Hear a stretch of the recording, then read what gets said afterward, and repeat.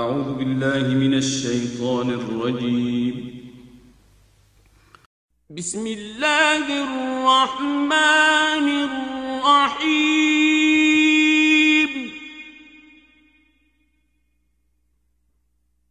ألف لام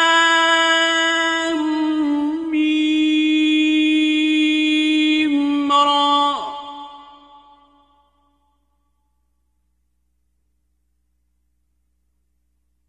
تلك آيات الكتاب.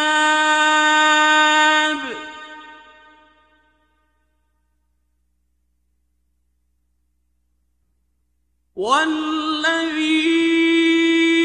أنزل إليك من ربك الحق ولكن أكثر الناس لا يؤمنون.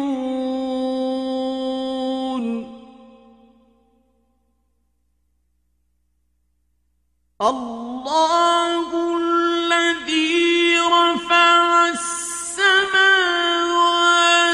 بغير عمد ترونها ثم استوى على العرش وسخر الشمس والقمر كل يجري لأجل مسمى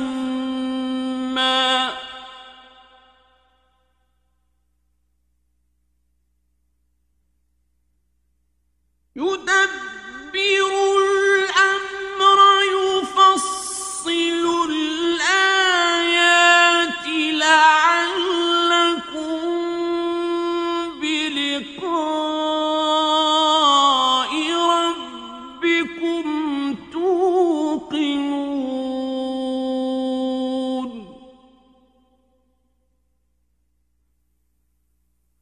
وهو الذي مد الأرض وجعل فيها رواسي وأنهارا ومن كل الثمرات جعل فيها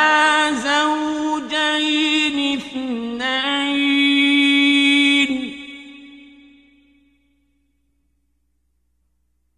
يغشي الليل النهار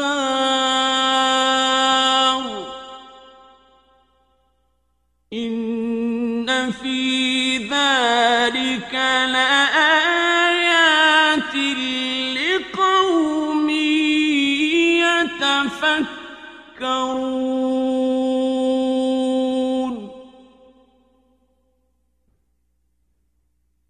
وفي الأرض قطع متجاورات وجنات من أعناب وزرع ونخيل صنوان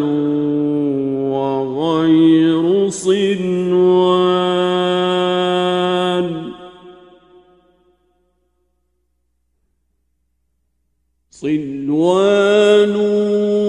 وغير صنوان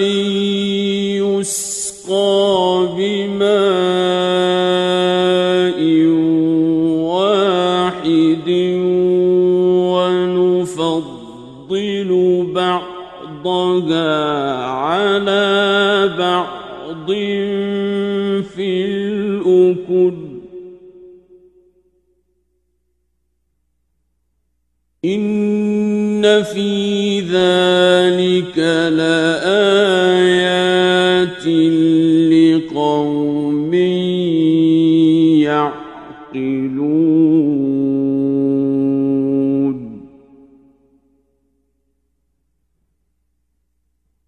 وإن تعجب تعجب فعجب قولهم أإذا كنا ترابا أإنا لفي خلق جديد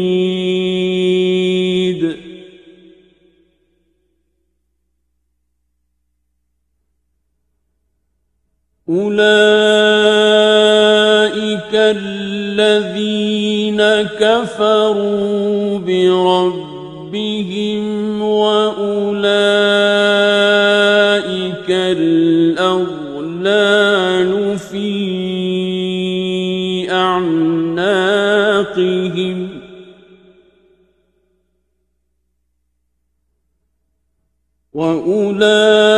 وأولئك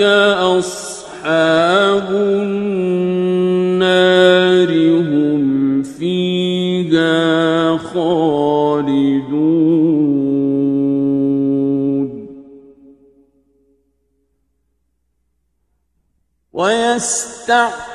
ويستعجلونك بالسيئة قبل الحسنة وقد خلت من قبلهم المثلات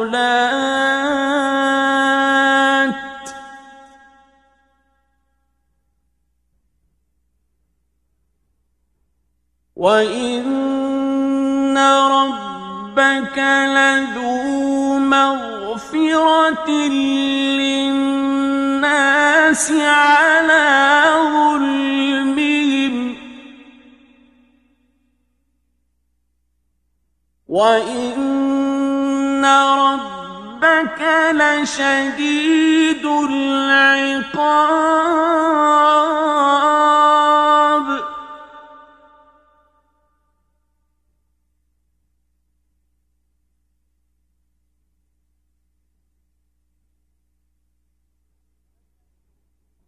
ويقول الذين كفروا لولا أنزل عليه آية من ربه إنما أنت منذر ولكل قوم هاد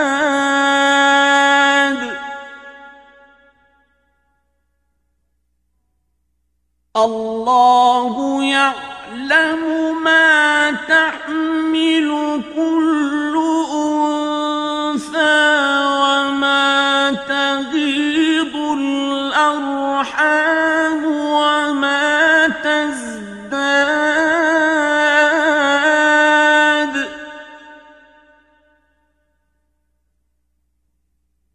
وكل شيء عنده بمقدار عالم الغيب والشهادة الكبير المتعال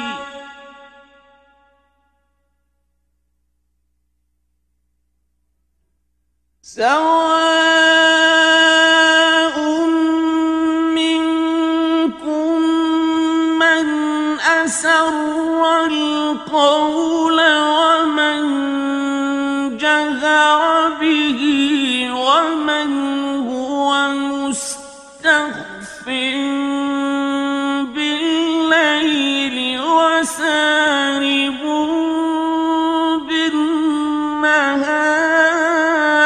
بالنهار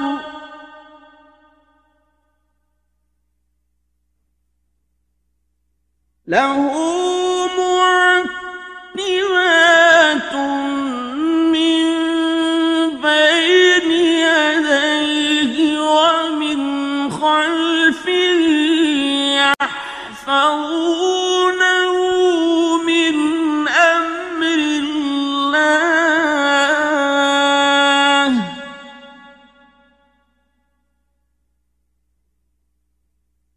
إن الله لا يغير ما بقوم حتى يغيروا ما بأنفسهم وإذا أراد الله بقوم سوءا فلا مرد له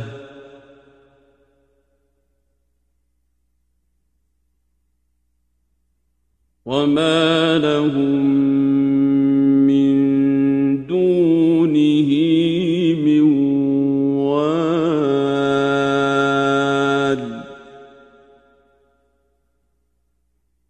هو الذي يريكم البرق خوفا وطمعا وينشئ السحاب الثقال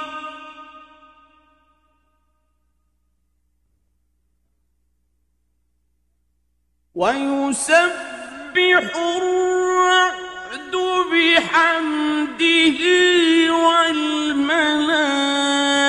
والملائكة من خيفته ويرسل الصواعق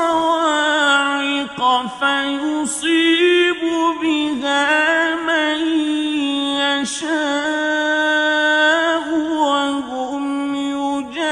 يجادلون في الله وهو شديد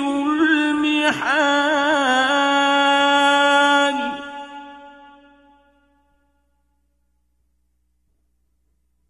له دعوة الحق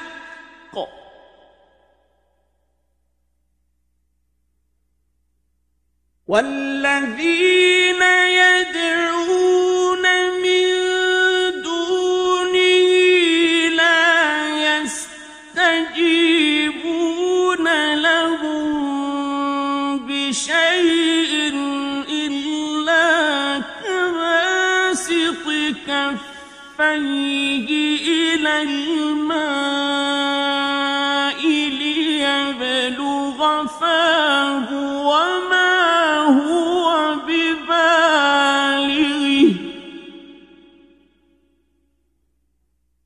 وما دعاء الكافرين إلا في ضلال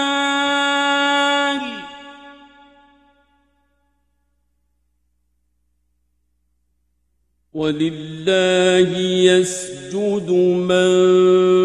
في السماوات والأرض طوعا وكرها وظلالهم بالغدو والآصال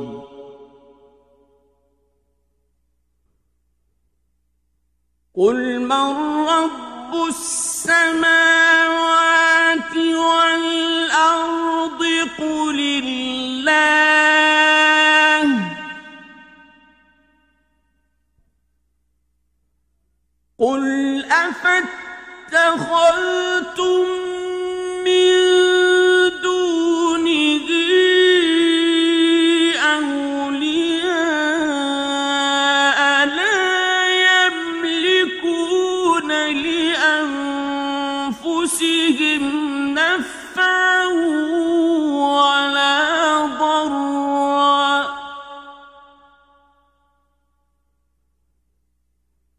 قل هل يستوي الأعمى والبصير أم هل تستوي الظلمات والنور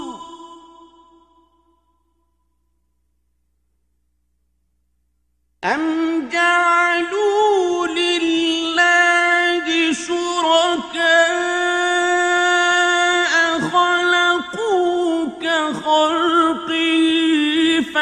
تشابه الخلق عليهم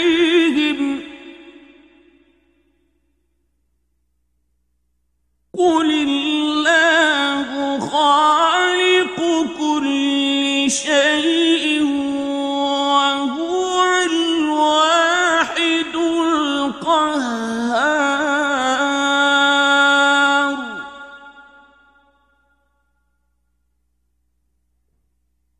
أنزل من السماء ماء فسالت أودية بقدرها فاحتمل السيل زبدا رابيا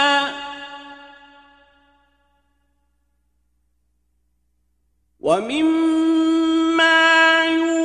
يوقدون عليه في النار ابتغاء حلية أو متاع زبد مثله كذلك يضرب الله الحق والباطل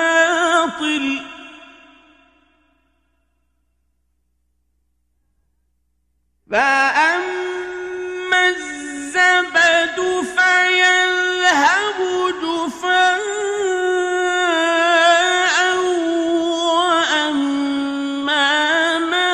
ينفع الناس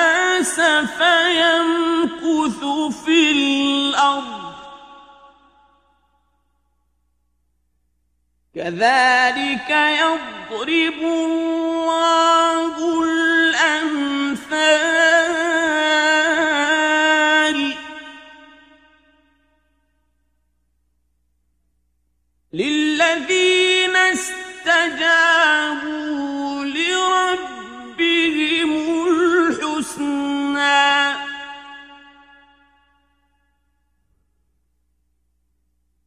والذين لم يستجيبوا له أن لهم ما في الأرض جميعا ومثله معه لافتدوا به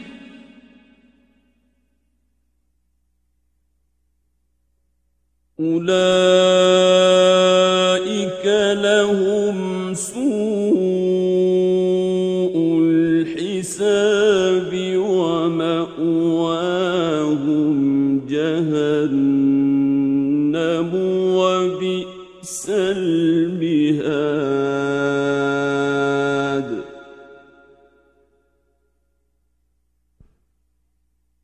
أفمن يعلم أنما أنزل إليك من ربك الحق كمن هو أعمى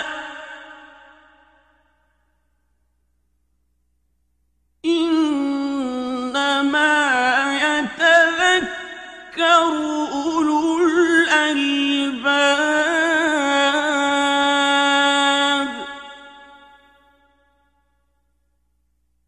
الذين يوفون بعهد الله ولا ينقضون الميثاق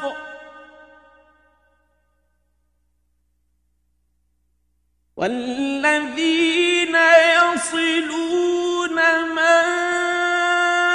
أمر الله به أن يوصل ويخشون ربهم ويخافون سوء الحساب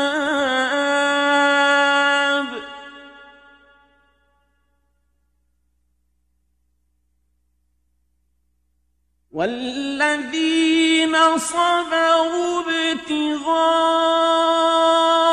وجه ربهم وأقاموا الصلاة وأنفقوا مما رزقناهم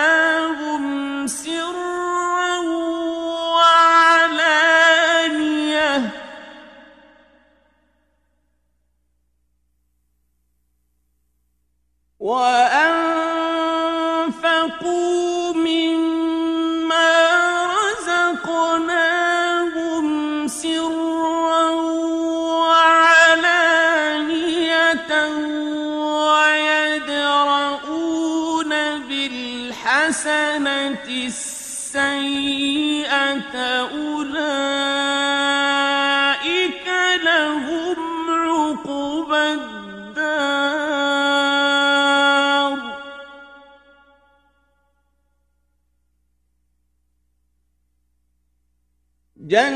جنات عدن يدخلونها ومن صلح من آبائهم وأزواجهم وذرياتهم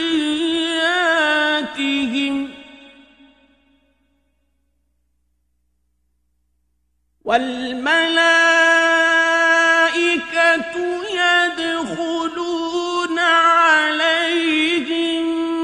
من كل باب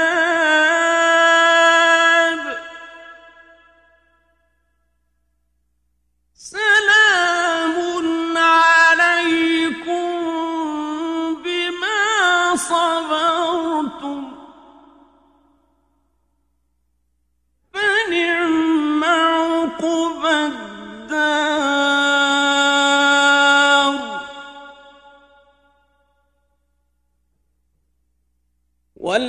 والذين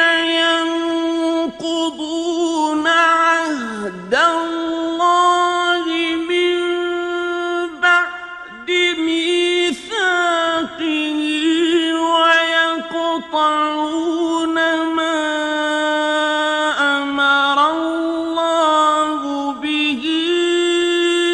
أن يوصل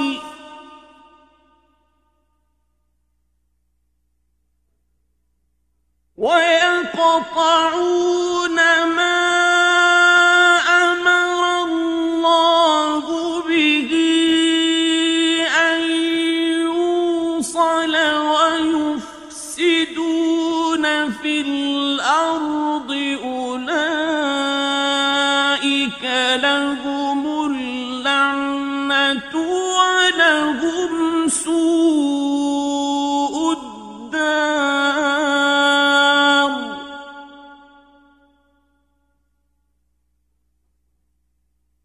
الله يبسط الرزق لمن يشاء ويقدر وفرحوا بالحياة الدنيا وما الحياة الدنيا في الآخرة إلا متاع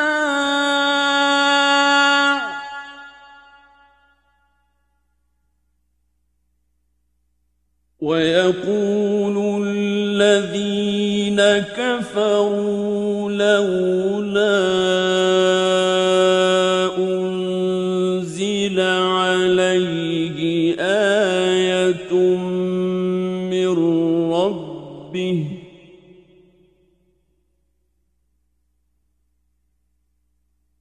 قل إن الله يضل من يشاء ويهدي إليه من أناب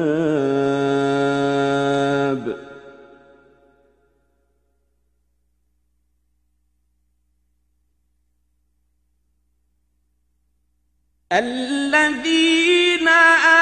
آمنوا وتطمئن قلوبهم بذكر الله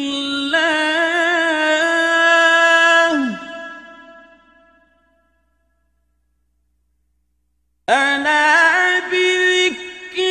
الله تطمئن القلوب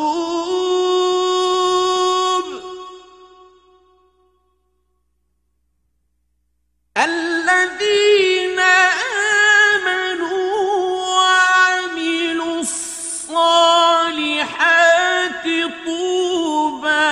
لهم وحسن مآب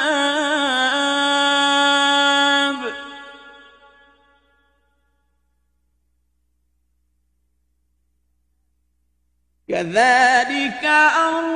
أرسلناك في أمة قد خلت من قبلها أمم لتتلو عليهم الذي أوحينا إليك وهم يكفرون بالرحمن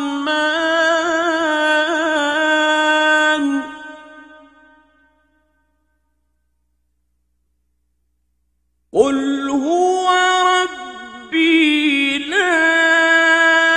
إله إلا هو عليه توكلت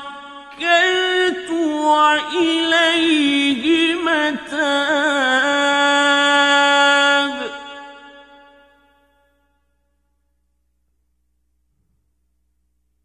ولو أن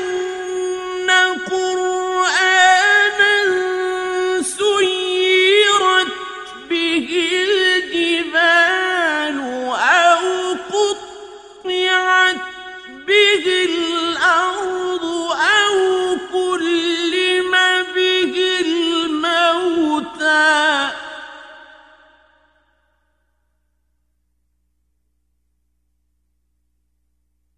بل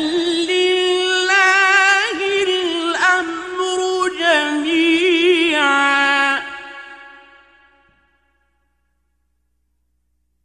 أفلم ييأس الذين آمنوا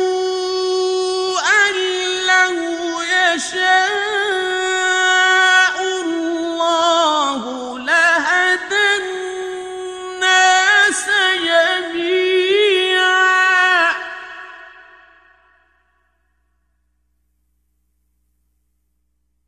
ولا يزال الذين كفروا تصيبهم بما صنعوا قارعة أو تحل قريبا من دارهم حتى يأتي وعد الله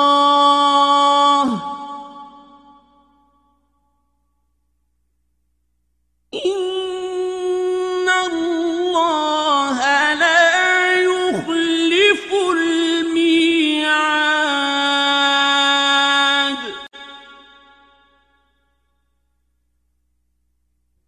ولقد استهزئ برسل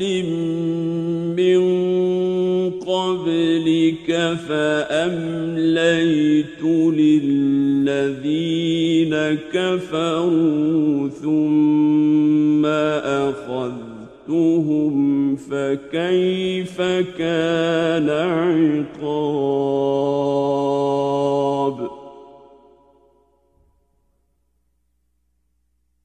أفمن هو قائم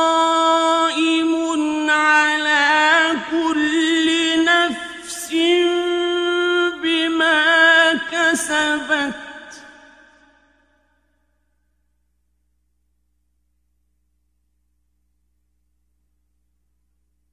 وجعلوا اللَّهِ شُرَكَاءَ قُلْ سَمُّوهُمْ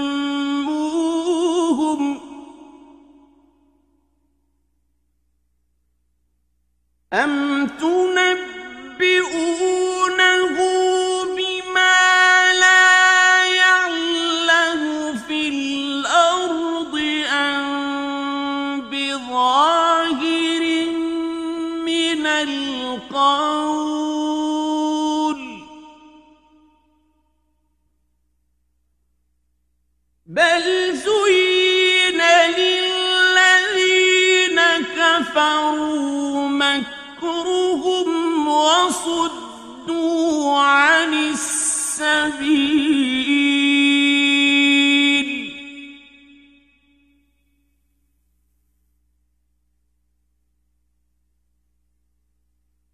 وَمَن يُضْلِلِ اللَّهُ فَمَا لَهُ مِنْ هَادٍ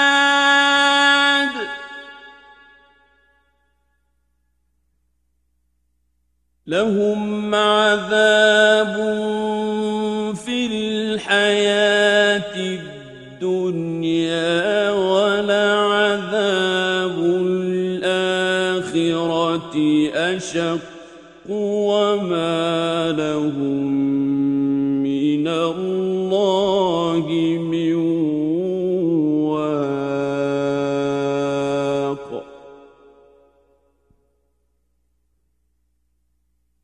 مَثَلُ الْجَنَّةِ الَّتِي وُعِدَ الْمُتَّقُونَ تَجْرِي مِن تَحْتِهَا الْأَنْهَارُ أُكُلُهَا دَائِمٌ وَظِلُّهَا ۚ تِلْكَ عُقْبَى الَّذِينَ اتَّقَوا ۖ وَّعُقْبَى الْكَافِرِينَ النَّارُ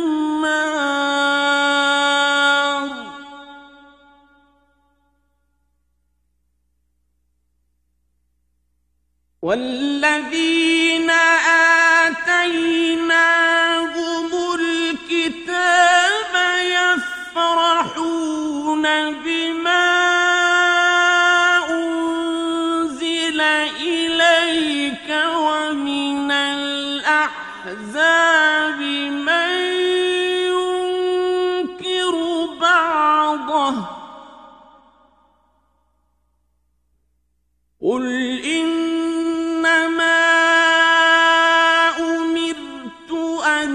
أَعْبُدَ اللَّهَ وَلَا أُشْرِكَ بِهِ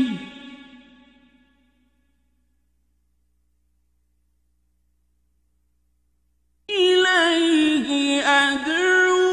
وَإِلَيْهِ مَآبِ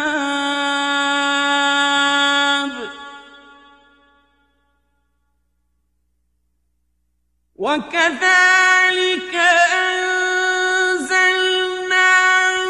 حُكْمًا عَرَبِيًّا ۚ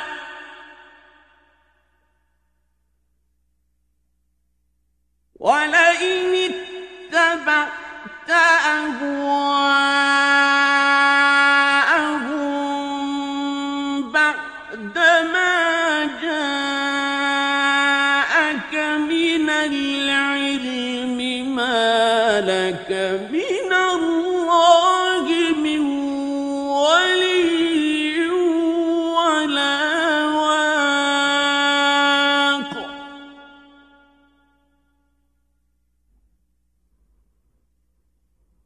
وَلَقَدْ أَرْسَلْنَا رُسُلًا مِّن قَبْلِكَ وَجَعَلْنَا لَهُمْ أَزْوَاجًا وَذُرِّيَّةً ۚ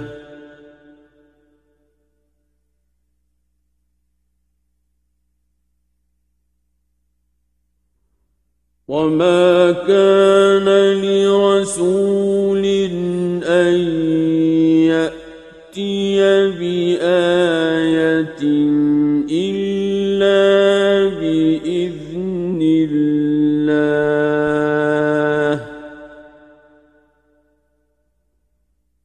لكل أجل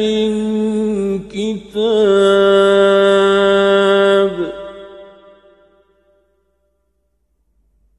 يمحو الله ما يشاء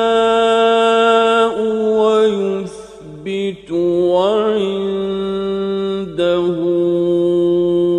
أم الكتاب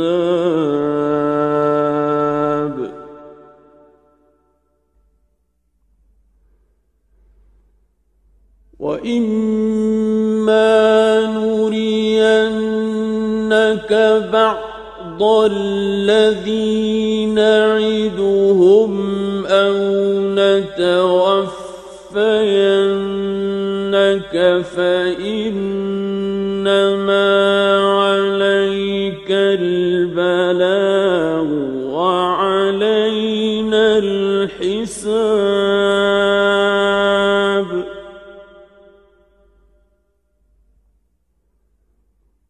أولم يروا أنا نأتي الأرض ننقصها من أطرافها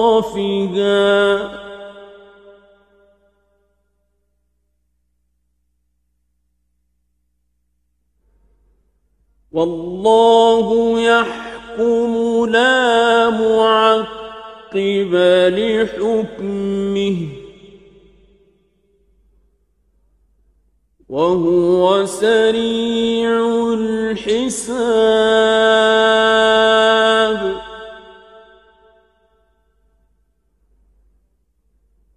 وقد مكر الذين من قبلهم فلله المكر جميعا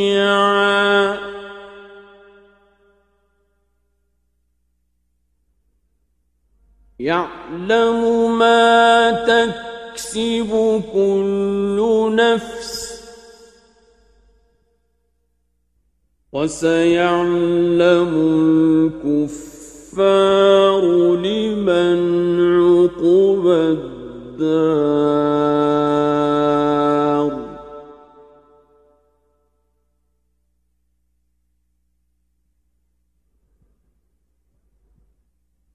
ويقول الذين كفروا لست مرسلا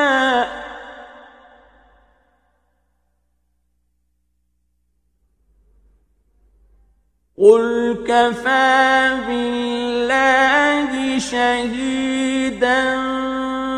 بيني وبينكم ومن عنده علم الكتاب